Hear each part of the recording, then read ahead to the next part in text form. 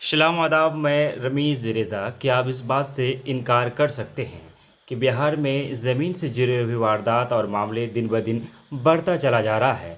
लोग अदालतों के चक्कर काट काट कर थक जाते हैं, कोर्ट कचहरी जा जाकर थक जाते हैं, लेकिन मामला बरसों से लंबित रह जाता है। न्याय नहीं हो पाती है, फैसला नहीं हो पाता है।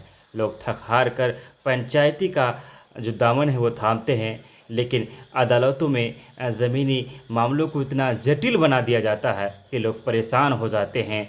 लोग अपनी जो धन पूंजी है वो चक्कर काट काट कर उनके पैरों के जो है पैरों में घट्टे पड़ जाते हैं। कुछ इस तरह का ही मामला पूर्णिया जिले के अमोर थाना अंतर्गत मशटूटा पंचायत के बेगंदा निवासी रिजवान आलम के साथ पेश आया है।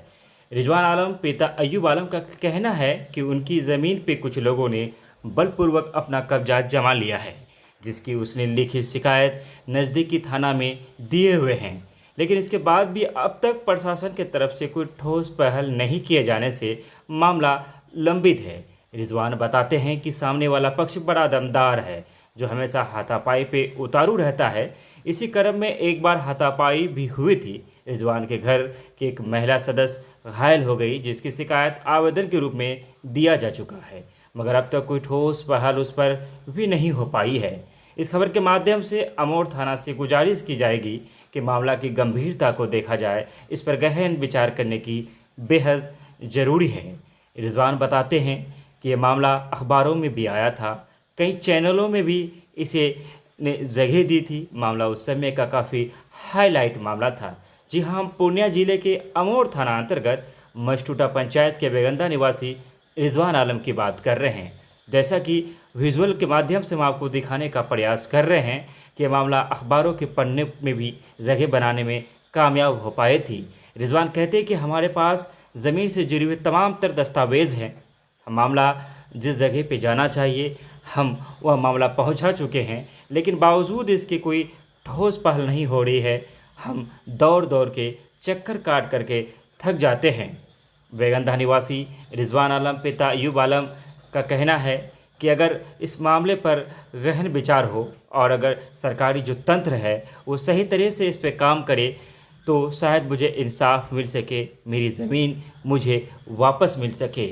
मैं आपको पढ़कर सुनाना चाहूँगा कि उस समय के अखबार में भी ये खबर जगह पाई थी, जिस अखबार के माध्यम से लिखा गया था कि थाना क्षेत्र के पूर्णिया के अमोर थाना क्षेत्र के मशटूटा पंचायत के बेगंदा गांव में अवैध रूप से ज़मीन पर कब्जा करने के दौरान एक महिला बुरी तरह से घायल हो जाने का मामला प्रकाश में आया है, जिसका इलाज रेफरल अस्पताल अमोर में चल रहा है, जिसको लेकर पीड़ित पक्ष ने थाना में आवेदन देकर न्याय की गुहार लगाई है।